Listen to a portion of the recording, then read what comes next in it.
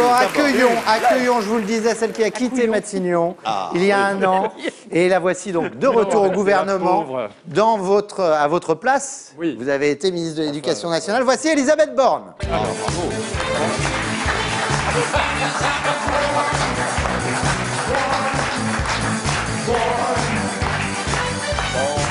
Elisabeth Borne. Voilà, Borne. Elle est bien, Borne. Bonsoir madame, bonsoir madame. Ça suffit. Bonsoir. En tant que ministre de l'Intérieur, mais ministre du Travail. Non, toujours pas. C'est pas ça. Ministre de la Transition écologique. Non plus. Ministre des Transports. Non. C'était avant. Si vous pouviez m'aider un petit peu. L'éducation nationale. L'éducation, j'essaierai de m'en souvenir. En tant que ministre de l'Éducation nationale, ministre de l'Éducation nationale. Oui. Ah non, mais quelle drôle d'idée, j'y connais rien. C'est pas un problème, c'est pas un problème. En plus, je peux pas les encadrer, les chiards.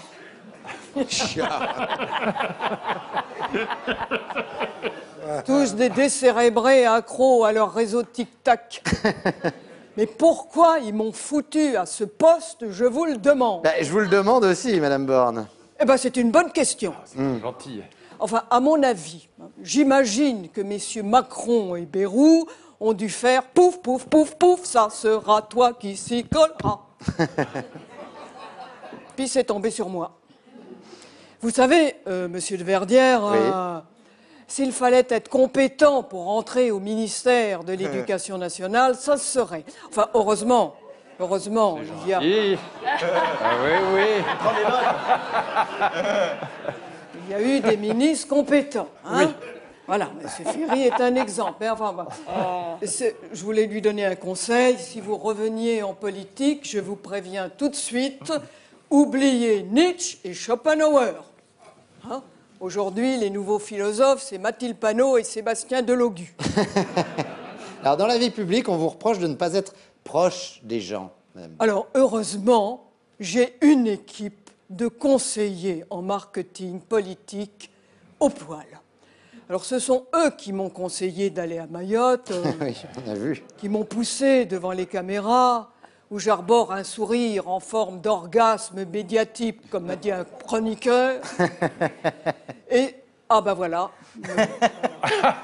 Génial, c'est Elle est terrible. Alors, grandiose, oui. Alors, non, attendez, je tiens à préciser, les yeux, parce que j'ai eu beaucoup de réflexions sur ce sujet, je ris pendant que François Bayrou évoque les morts, c'est tout simplement parce que je viens de comprendre une blague carambar. Que ce soit bien dit. Mais ça n'empêche pas de comparer. Qu'est-ce qui vous est arrivé, monsieur Maillot? Vous avez serré la main au capitaine Crochet? Oui, c'est ça. C'est ça. Enfin, ces conseillers qui m'ont aussi écrit mon discours de passation de pouvoir sont des spécialistes en intelligence artificielle que connaît bien monsieur Ferry. Enfin, en même temps, ils n'ont pas le choix, ils font avec ce qu'ils font. Hein. Enfin, bref, il faut avoir une stratégie de communication. Alors, dans quel but, justement? Comment ça, dans quel but? Non. Dans quel but? Dans quel but? Faut dans quel but alors? Oh, excusez-moi. Mon appareil auditif est déchargé. Bon. Eh bien, dans quel but? Peaufiner mon image politique, parce qu'il paraît que je ne serai pas aimable. Non. Tiens. Voilà autre chose.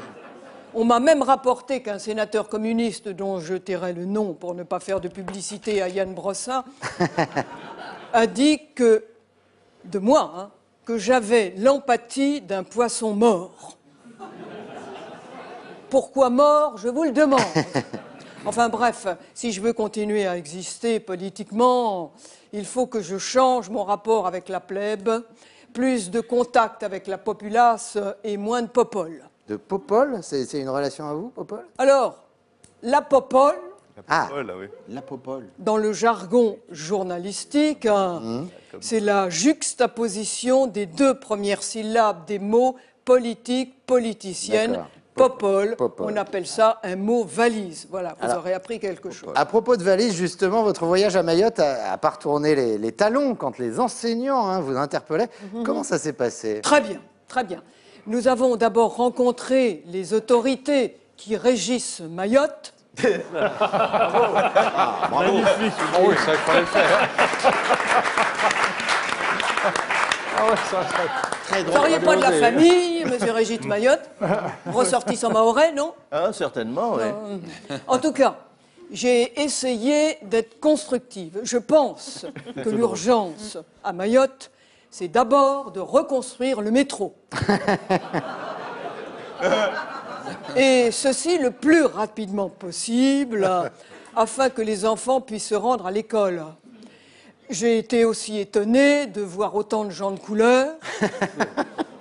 À part ça, on a eu beau temps, on a mangé local, mais j'ai pas été malade. Enfin, heureusement, la tempête aussi avait tout détruit, alors ils ont juste collé 3 fleurs autour du cou. Enfin bref, on est revenus, nous, enfin, sains et saufs. Oui, c'est l'essentiel. Et comment vous voyez l'avenir, Madame Borne? Alors, écoutez, monsieur Verdière, franchement, quand je vois que Manu s'est payé 4 premiers ministres en un an, je me dis, oulala, le gouvernement qu'il s'est offert pour son Noël, il est peut-être déjà en train de le revendre sur le bon coin. Alors, je vous dis à tous, à bientôt, peut-être. Elisabeth Borne, s'il vous plaît. Florence Brunold, que vous retrouvez évidemment au Théâtre des Deux Alpes.